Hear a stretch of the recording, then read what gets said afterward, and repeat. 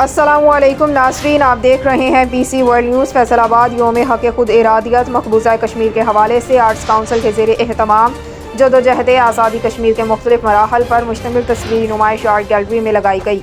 हमारे senior reporter Mirza हारून की तफसीलात के मुताबिक सूबाई वज़ीर कॉलोनीज़ और सकाफ़त मियाँ ख़याल अहमद कास्त्रो, डिवीज़नल कमिश्नर साकिब मनान और डिप्टी कमिश्नर मोहम्मद अली ने नुमाइश में रखी तस्वीर देखी।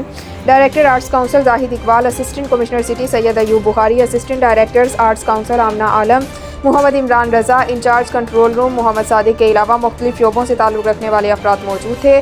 सूबाई वज़ीर कॉलोनीज़ और सकाफ़त ने कहा कि योम हक़ खुद इरादियत मनाने का मकसद भारतीय मसालिम को दुनिया के सामने बेनकाब करना और अक़वाम मुत्तहिदा से मसला कश्मीर को काउंसिल की करारदादों के मुताबिक हल करने का मुतालबा दोहराना है।